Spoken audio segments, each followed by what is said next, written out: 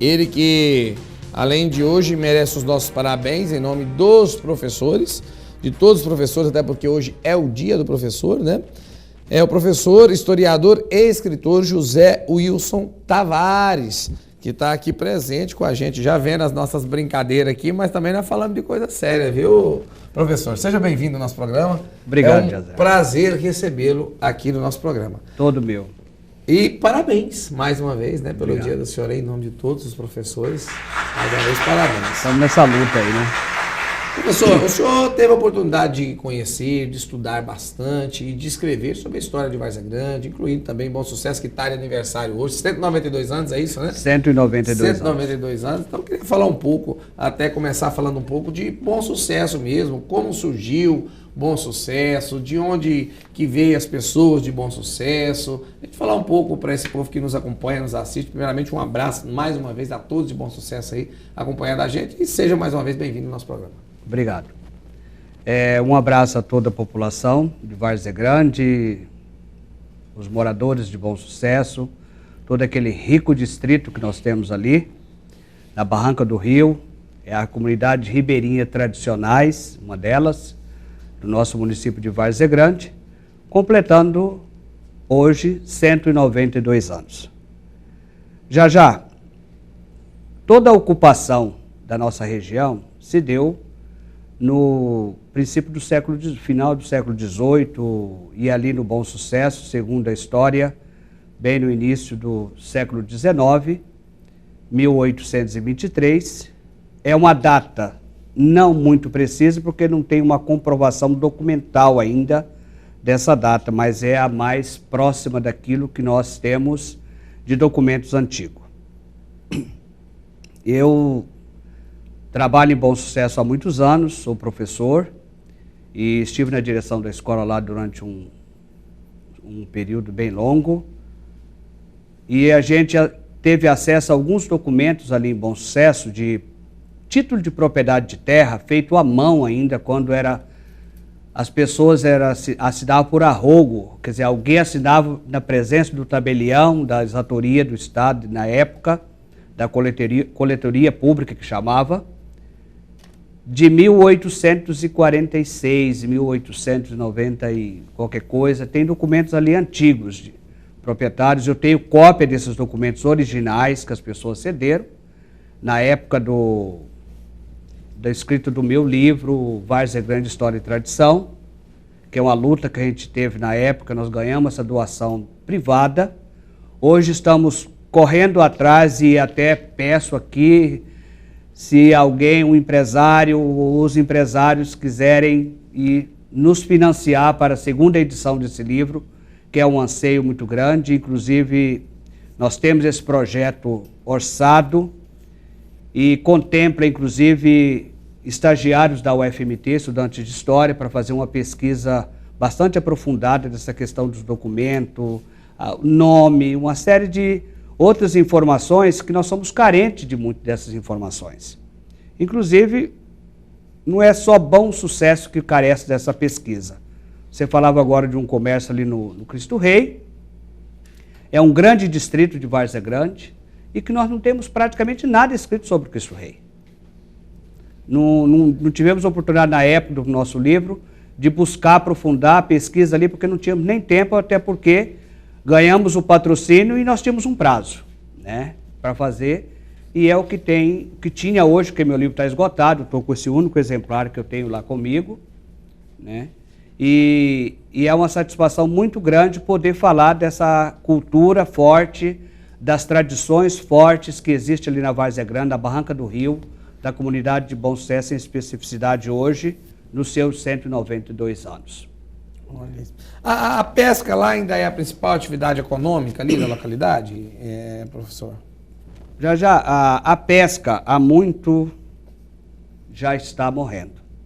Naquela margem do rio ali já está praticamente morta. Nós temos um problema muito sério, que é a degradação, que chegou a um ponto assustador do rio Cuiabá. Principalmente na área urbana nossa de Cuiabá e Várzea Grande, está havendo uma perda muito grande daquilo que é vamos dizer assim, a necessidade da manutenção da cultura e da manutenção da vivência humana, da vida, que é a água. O rio está morto, a verdade é esta. E não se está fazendo muita coisa, não estou enxergando eu como leitor, como cidadão, não sou mato-grossense, não sou varzea-grandense, mas sou por adoção, eu agradeço muito essa terra que me recebeu, mas fico preocupado porque as futuras gerações das nossas cidades aqui só vai ver o rio se brincar só por fotografia, como o peixe só vai ter por fotografia. Todo peixe servido no Bom Sucesso, Passagem da Conceição hoje, nós sabemos que é vindo de um criatório de tanque. A maioria, 90% dessa pesca é tanque.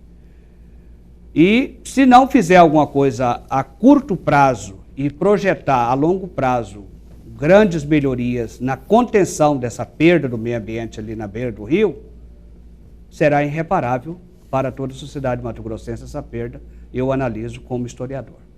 Nossa.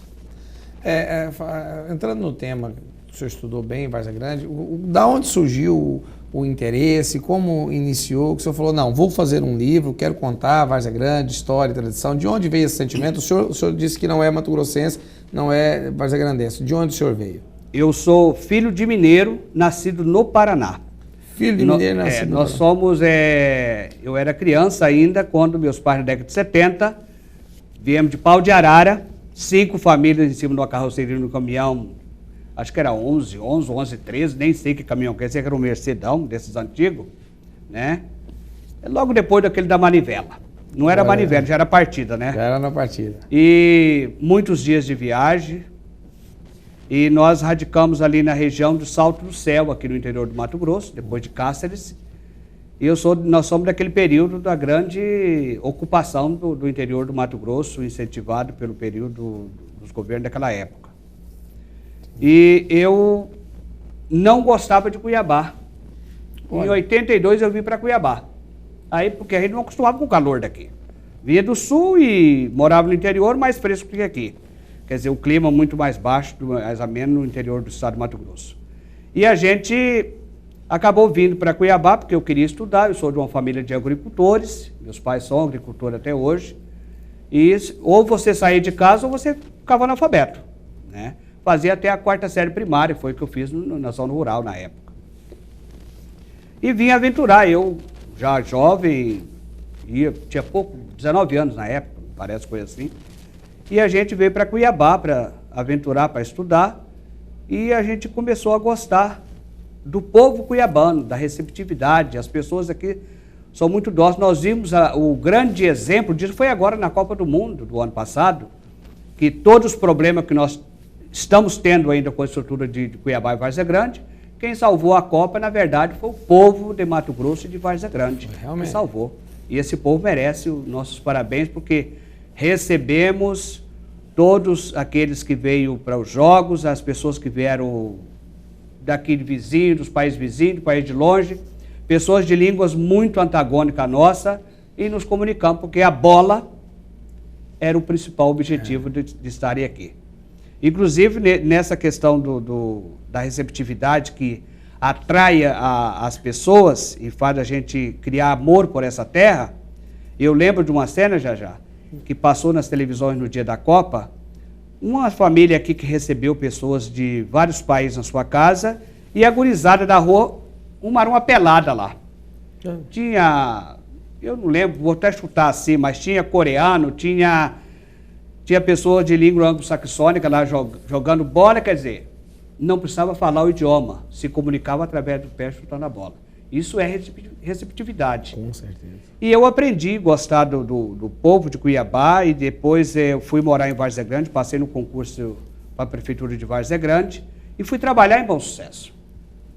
Eu na época via falar muito de Pai André, que é ali próximo.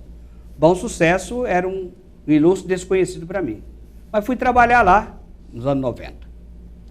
E a gente começou a ter contato, fui trabalhar na escola local Maria Barbosa Martins, onde hoje a gente fez lá junto com a direção da escola o evento 192 anos de bom sucesso, e a gente começou a ter contato com as histórias, as pessoas contando, e aquele modo de falar, as festas religiosas, as tradições religiosas, da religiosidade popular, que foi chamando a atenção da gente.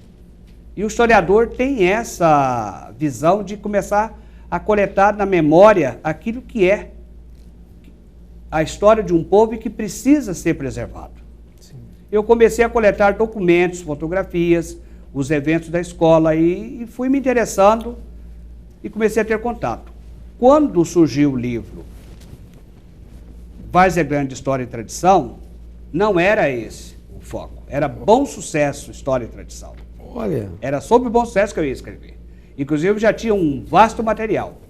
Mas aí eu fui convidado para proferir uma palestra no período de passagem da emancipação de Várzea Grande, em 20 de setembro de 2010, na loja maçônica Acácia, ali no Planalto Ipiranga.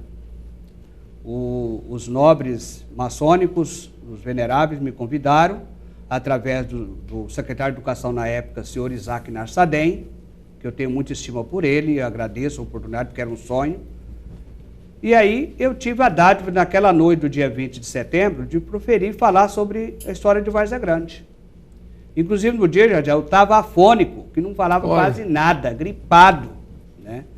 Mas eu tive a sorte de agradar pela minha fala, pelaquilo que na minha simplicidade do modo de ser. E de pensar aquela história daquele povo que eu estava vivendo naquele momento. Sim. E naquela noite eu recebi a grande notícia que iriam publicar os meus escritos. Olha. Mas aí tinha que ser sobre Várzea Grande. Dias depois, uma semana, pouco depois, eu tive contato com o doutor Madison, é um venerável daquela loja maçônica. Qual é o prazo que eu tinha? Eu queria 6 meses para mudar tudo que eu tinha em casa, sim, praticamente. Ele falou, não, Tavares, nós temos que estar com os seus escritos até dia 15 de janeiro de 2011 na gráfica. Para publicar em maio.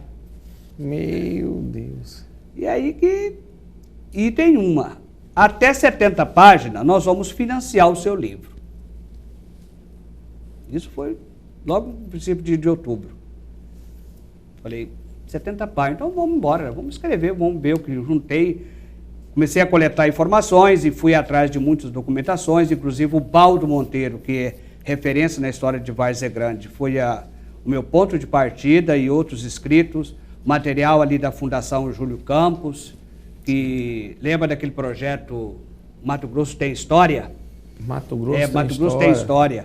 Eram as revistas muito ricas de informações, né, que existe lá ainda hoje, e na escola tinha algumas, eu fui coletando, fui atrás, e comecei a investigar aquilo que era possível.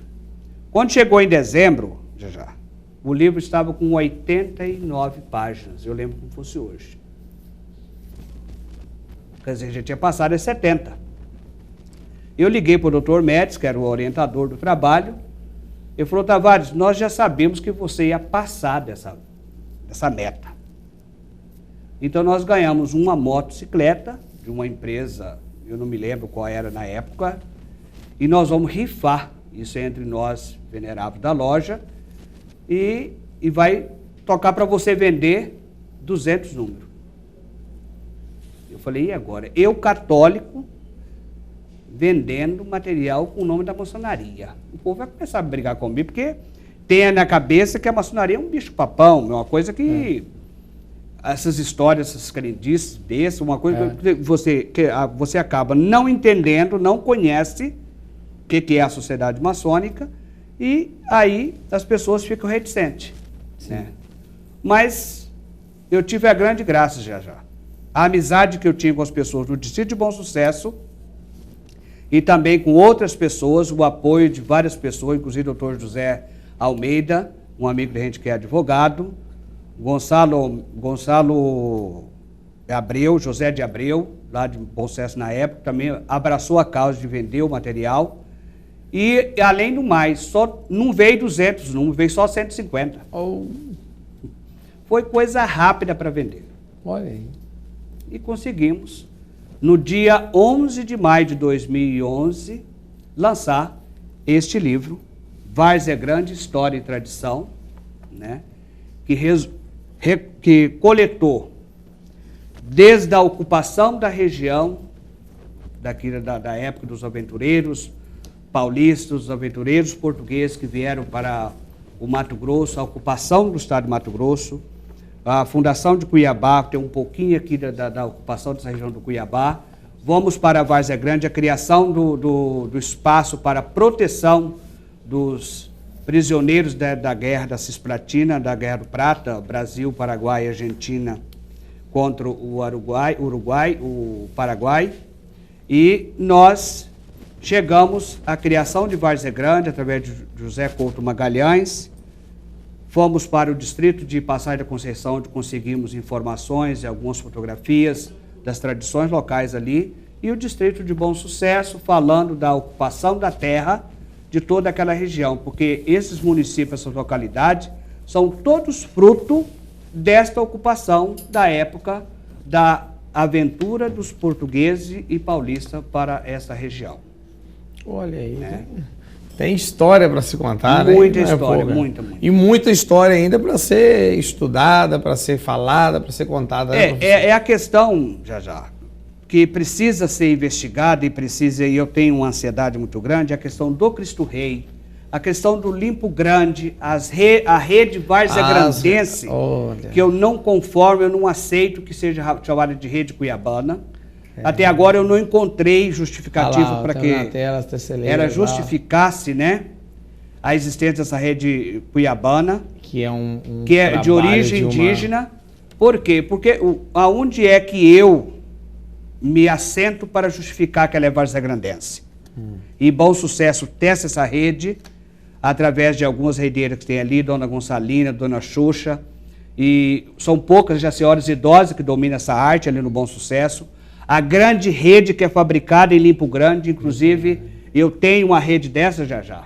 E estou preparando um artigo que eu pretendo, até o final do ano, ver se eu publico em algum lugar aí, chamado Minha Rede Várzea Grandense.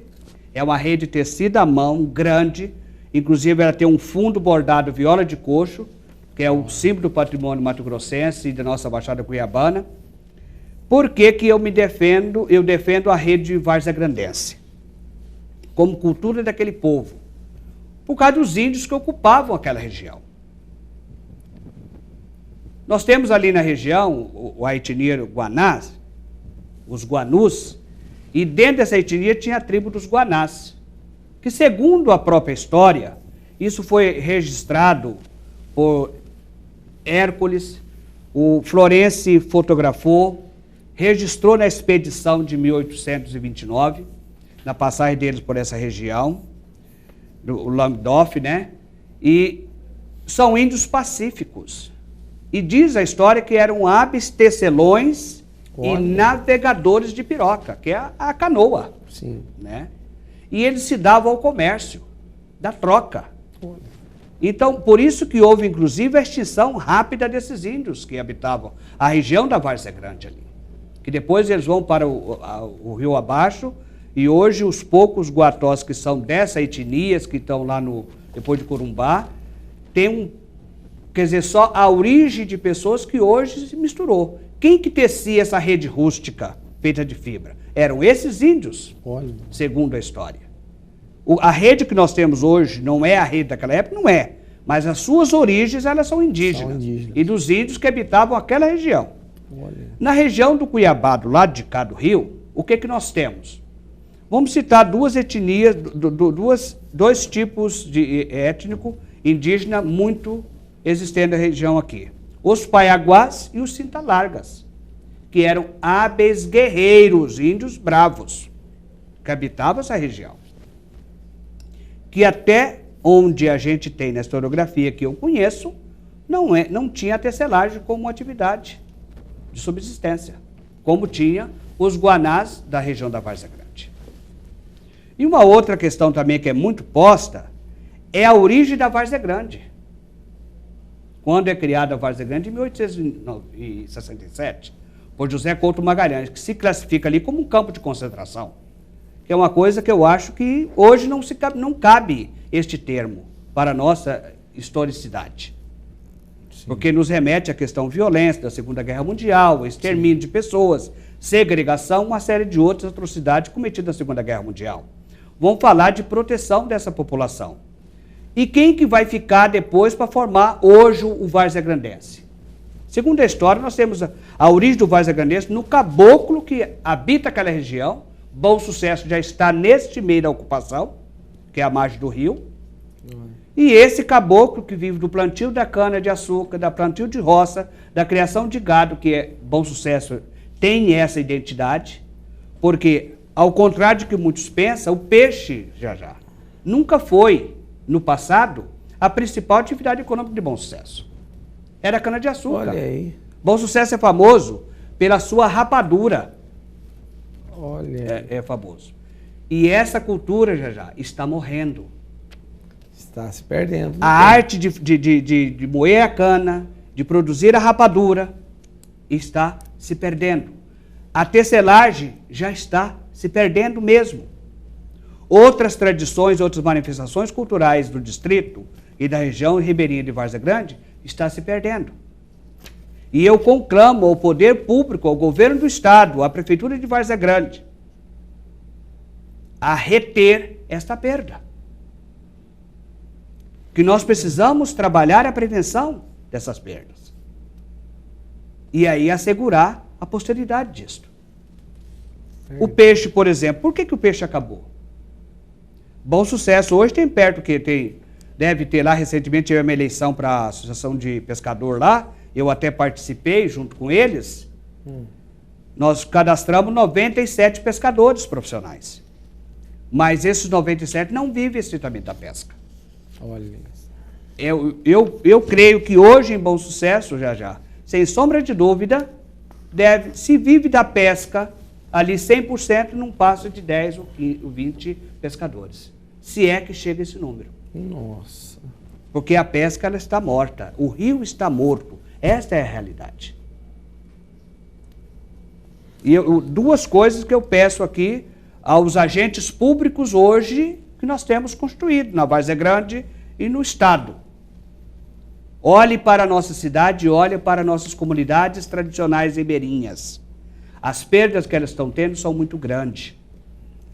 Elas estão perdendo a identidade porque não está se patrocinando a escrita. Eu estou atrás da segunda edição do meu livro, de atualizar essa pesquisa, aprofundar informações, trazer um material para a sala de aula, para as escolas, que assegure a nossa história, resgatar a tecelagem da rede, patrocinar Limpo Grande, fazer com que aquela população de Limpo Grande, as redeiras que ali tem poucos grupos, tenha meio de sobrevivência a partir da tecelagem.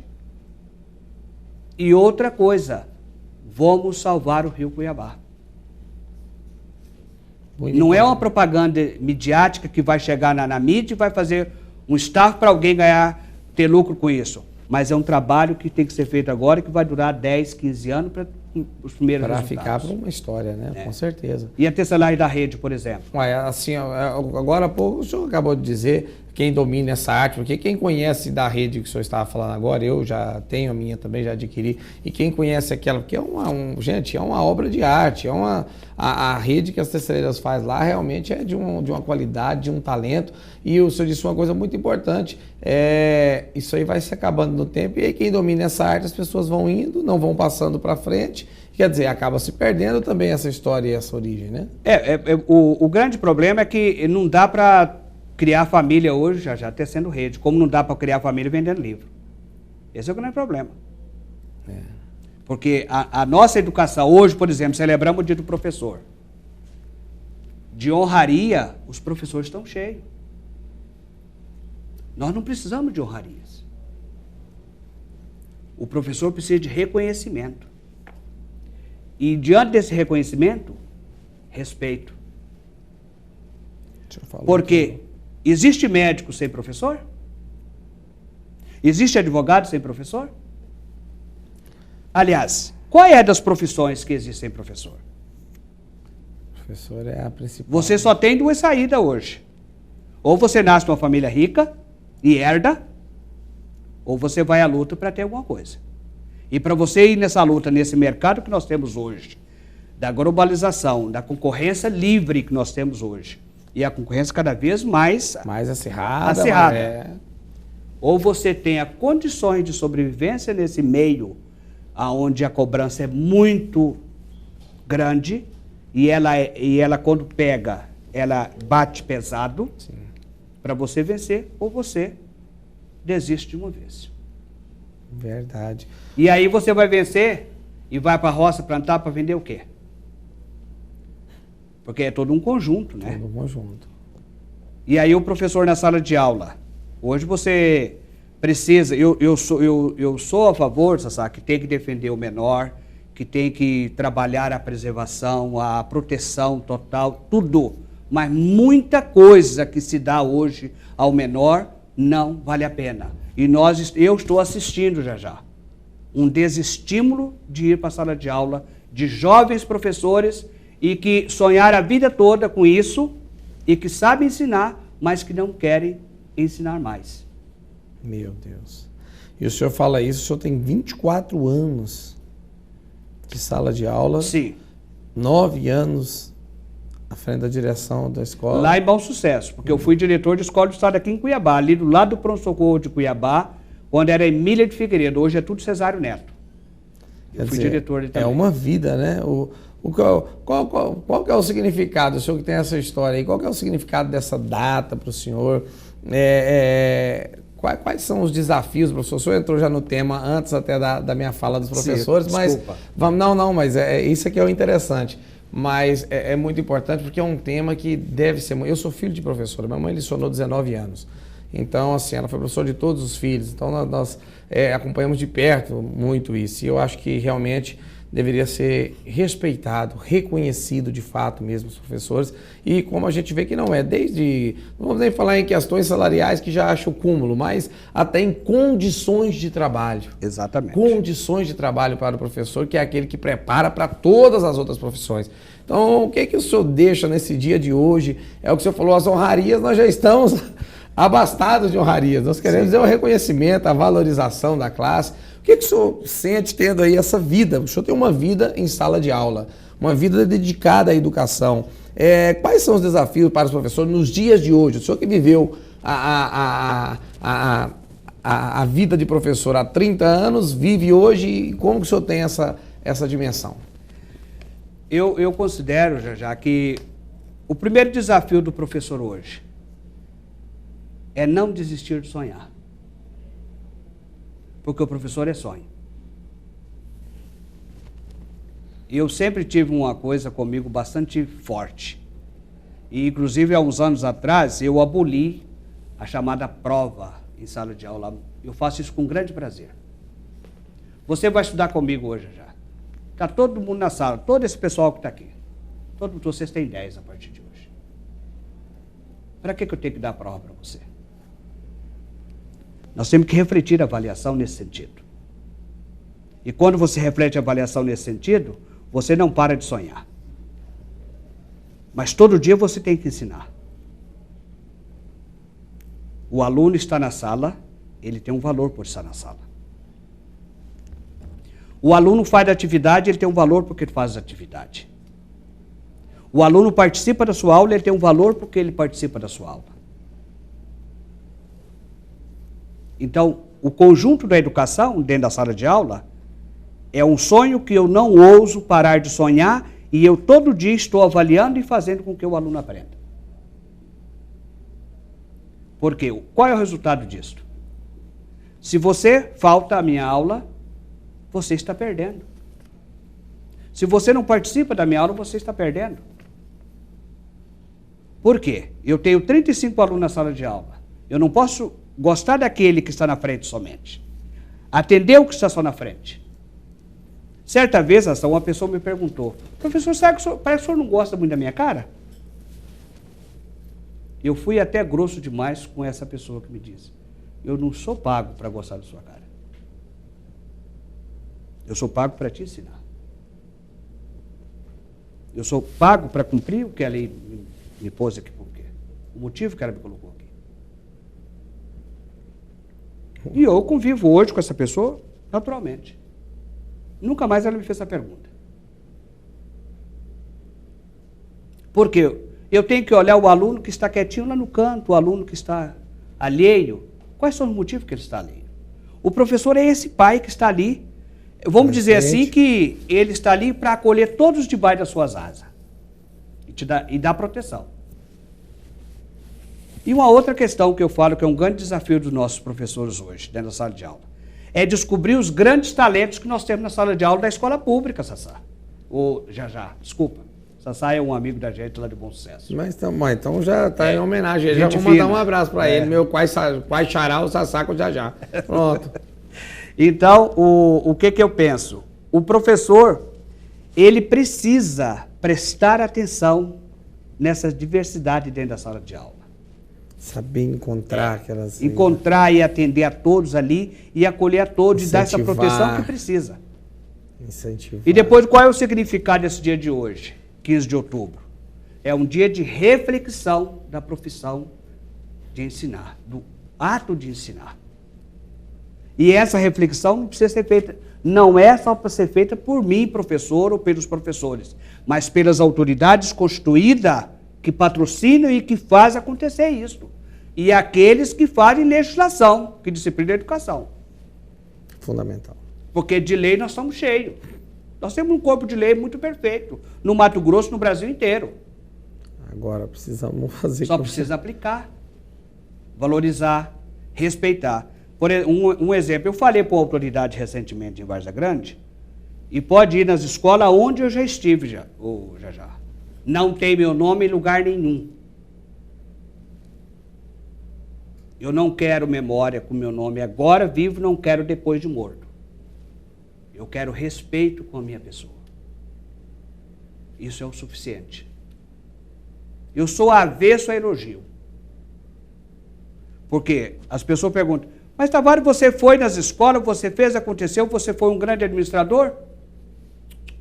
Eu não fiz nada mais do que a minha obrigação. Eu era pago para aquilo. O diretor é pago para fazer o seu trabalho e prestar conta para a comunidade o que ele está fazendo. Ele é um professor. O professor é pago para ensinar. E eu convoco os professores a dizer assim, eu estou usando sonhar no meio da diversidade. Isso é educação. E é o grande desafio que nós temos. Professor, historiador, escritor, José Wilson Tavares, que está aqui com o seu livro e já está em busca de estar editando aí e fazendo a segunda edição do seu livro. Inclusive, se a gente tiver parceiros, empresários, pessoas que querem entrar em contato com a gente, pode entrar direto na TV ou diretamente com o professor. Também tem um telefone de contato, professor? Tem, eu tenho, inclusive, já me permite, eu tenho um portal, né? Olha aí. Que leva o nome de Bom Sucesso. Olha. É o www.bomsucessomt.com.br. É de minha propriedade o registro da marca. E lá eu tenho um pouquinho de comércio também, porque não dá para viver, porque tem que pagar para manter lá, né? É, lógico. Algumas peixarias de Bom Sucesso me ajudam anualmente lá a manutenção desse portal. Nesse portal eu publico artigos, inclusive artigos de professores que ousam escrever alguma coisa aí. Só entrar lá no portal, manda pelo próprio portal, pelo contato que nós temos lá. Não cobro nada para publicar, né? Eu só vou fazer uma revisão, olhar alguma coisa, transformar em PDF, para pôr o arquivo lá em PDF, que é de autoria de terceiro, para preservar a fonte. E o meu contato, o telefone é o 65-8402-6423, né, 8402-6423, é o meu celular da Oi. Eu atendo por esse celular e realmente eu peço, né, ao empresários, quem tem interesse de patrocinar a gente, de ajudar a gente a realizar esse sonho. O projeto da segunda edição desse livro, Várzea Grande História e Tradição, é um projeto ambicioso, porque nele, que está pronto atualmente, precisa até atualizar alguma coisa nele atualmente. Eu quero contemplar o trabalho durante 4 meses, pelo menos de 3 a 4 estagiários estudantes de História em bacharelado da UFMT, para fazer um levantamento documental profundo daquilo que existe de história de Várzea Grande, da comunidade ribeirinha como Bom Sucesso, Praia Grande, Engordador, Limpo Grande, a questão da rede, aprofundar para a gente pôr um material atualizado no mercado e levar para as escolas com distribuição gratuita, né? Porque se a gente ganhar, não tem o direito de vender a obra em si, né? E aí, quer dizer, é toda essa questão. O meu desejo é deixar uma história escrita para as futuras gerações que vão ocupar aquela região da beira do rio de Cuiabá, do lado de cá do rio, para quem quiser ler o nosso trabalho. E esse livro nosso, já, eu tenho presença dele em vários países do mundo, né? Eu tenho alguns amigos conhecidos, contados no exterior, pessoas que participou de eventos comigo depois da edição desse livro, que levaram para um número de 12 países que eu tenho conhecimento. Pequenas quantidades desse livro que adquiriu com a gente foi levado, né?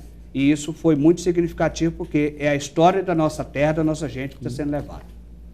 Ultrapassando barreiras. Olha, professor, eu quero mais uma vez agradecer a presença do senhor aqui, novamente parabenizá-lo pelo Dia do Professor e pelo belíssimo trabalho, pelo belíssimo livro. Espero profundamente que alguém que esteja nos assistindo, um empresário, entre em contato. Se quiser entrar diretamente em contato aqui com o nosso programa, a gente dá uma mídia e faz até dá um upgrade aí no teu negócio, na tua empresa, e se puder dar um incentivo ao professor aqui. O telefone de contato nosso ou diretamente com o professor também. Eu quero agradecer a tua presença aqui, professor José Wilson Tavares, professor, historiador e escritor. Muito obrigado pela sua presença e seus agradecimentos finais, professor. Profundamente, de coração, eu quero agradecer ao programa, à rede de televisão TBO, por abrir esse espaço para a gente. O convite, eu sempre falo sim para esses convites, porque é aquela máxima, quem não é visto não é lembrado, né? E agradecer a população de Várzea Grande, parabenizar Bom Sucesso, parabenizar Várzea Grande, né? A nossa Baixada Cuiabana por aquela história forte que tem ali na Barranca do Rio. E convocar outros comunidades ribeirinhas a fazer o mesmo também, porque para divulgar esse trabalho e incentivar o pessoal a conhecer esse trabalho. Muito obrigado por esse espaço aberto a mim. E mais uma vez, eu estou disponível para quando precisar, com muito prazer, com muita seriedade. E eu sou essa pessoa sempre que vocês estão vendo. E muito obrigado por ter paciência, por me ouvir mais uma vez. Essa oportunidade. Isso, eu quero ouvir muitas vezes. Professor José Wilson Tavares foi o nosso entrevistado de hoje. Mais uma vez, parabéns agora pelo Dia dos Professores, tá certo? Em nome de todos os professores. Nós vamos para um breve intervalo comercial, voltamos já, não saia daí.